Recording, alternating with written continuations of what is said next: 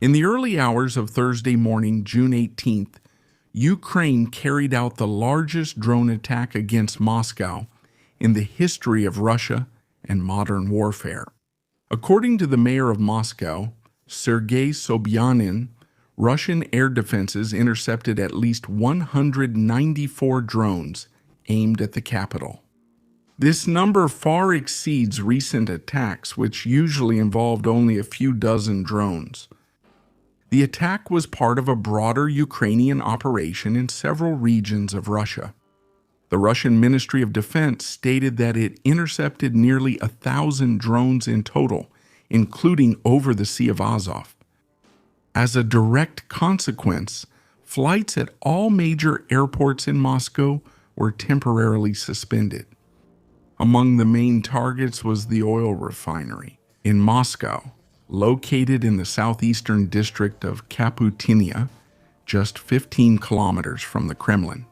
The facility had already been hit by Ukraine the previous Tuesday.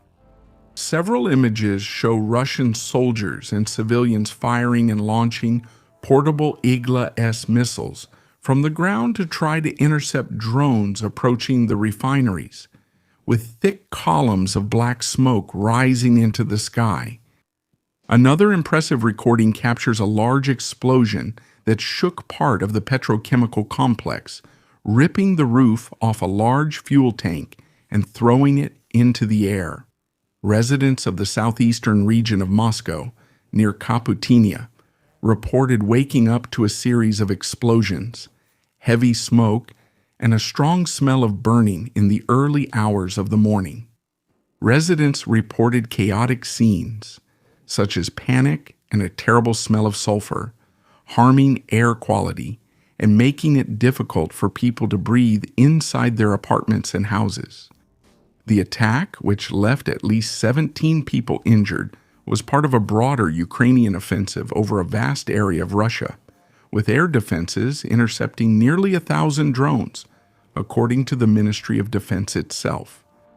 Flights at all major airports remain suspended, and Ukrainian President Volodymyr Zelensky said the attacks were carried out by a group of people with the most justified reasons in response to the bombings. Os bombardeios russos, que no início da semana... The burnt smell, hit by the fire, affected the historic monastery complex listed by UNESCO, in the heart of the capital, Kyiv. In statements to reporters, Zelensky declared, "We do not want this war and the danger that the planes represent. Our partners know this. But if Ukraine is engulfed in flames, so will Moscow. That is why we emphasize once again that it is time to end the aggression. It is time to end this war." Ukraine has intensified its long-range attacks against Russian energy infrastructure in recent weeks. Zelensky presents this strategy as fundamental to pressuring Moscow to end the conflict. In immediate retaliation, Russia fired at least 7 missiles and 239 drones against Ukraine, according to the Ukrainian Air Force. The Russian attacks hit a private house, an energy infrastructure facility, a hangar, and oil facilities in the regions of Kyiv and Poltava. These Ukrainian attacks on Thursday morning against the southeast of Moscow are expected to cause considerable damage. And why would this harm Russia? If you want access to full analyses with exclusive content, such as videos, charts, and live streams that are not released publicly, become a channel member for just 7 Rs and 99 cents per month. Just click the join button.